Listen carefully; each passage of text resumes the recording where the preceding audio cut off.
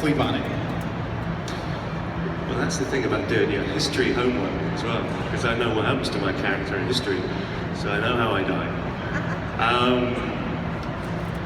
But yeah, unless the producer suddenly does go, we're bored of Clive Standen, and then you're like, oh, I don't die like this, so I've done something wrong.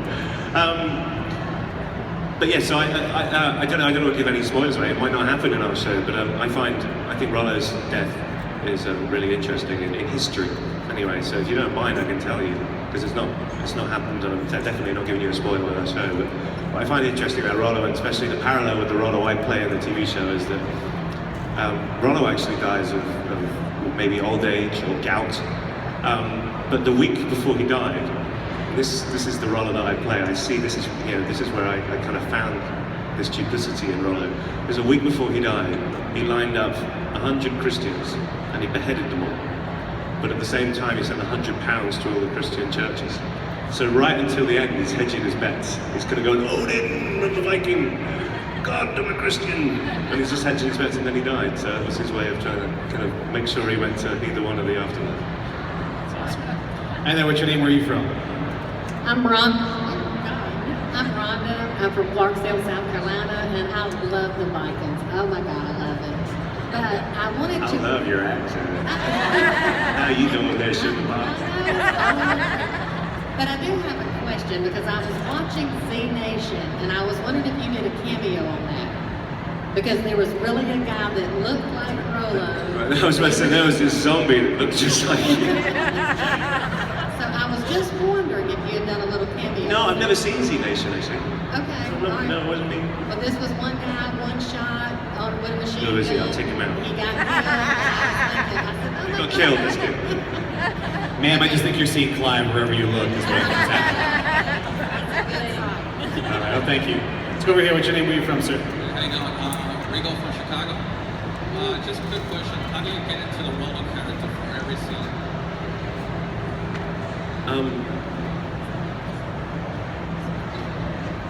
I try. It depends what it is. I mean, I do. There's lots of different things I use. I mean, a lot of the prep comes at the beginning of the job before I even step in front of a camera. I do all sorts of stuff. You know, I kind of break him down and go to his core and then build him back up again. I mean, the only way I can describe it is when I get a character on the script. When I get it, it belongs to the writer. I have to make it mine. I have to somehow find a way of it connecting with me. And the only way I get that character, I throw him on the floor and I smash it into 1,000 pieces, and then I slowly piece it back together again. And I conveniently leave out the stuff I don't like, and and I have to clutch at stuff. And there's some stuff that I can't relate to, and I have to research and I have to go. And then there's weird little acting tricks that I use. I mean, I use music quite a lot. I use emotional recall, but not in the way that people would necessarily think. It's like, it's not necessarily on the battle scenes. I'm not kind of pumping crazy heavy metal into my music. It might be the complete opposite to that. It might be because there's certain songs, like for instance, without going too much into my personal life and stuff, the song Total Eclipse of the Heart, which to some people is one of the cheesiest 80s bands. It has a really horrible emotional connection with me. And it was a very dear friend of mine died, and that was their song. And when I hear that song, it makes me really emotional. I don't like hearing that song. So it might be something that I might use for a particular scene that just puts me back in a place. So I do recall all my own emotions, and I ask hard questions of myself, and I kind of put them up on the screen, warts and all, for you guys to kind of judge this character. But it's a weird thing talking about, because I can often think I don't talk about it that much, because often the actors that do kind of don't understand their process that well.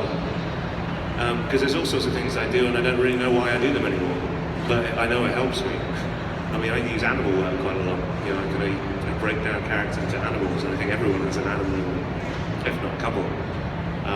It's often very interesting how lots of dog owners tend to look like their dogs.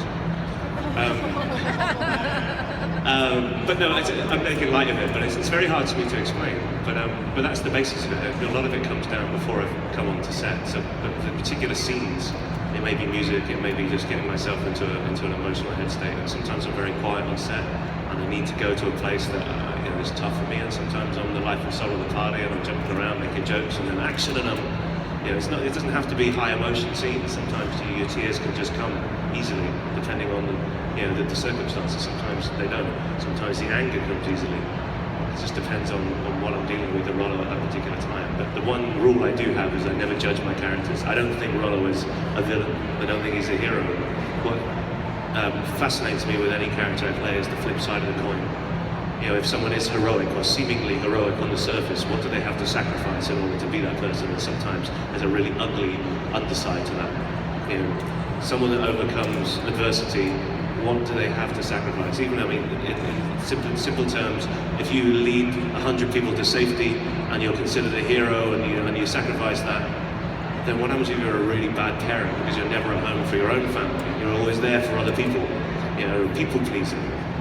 You know, what's the underside to that? There's always an undercurrent. You know, and the thing is about heroes and villains is that everybody is a bad guy to somebody. You know, Brian Mills in Taken is a bad guy to all of the terrorists and stuff he's trying to take down. But he considers them, and that's drama. Drama comes from both characters having a point, both characters being right. And that's what I have to remember.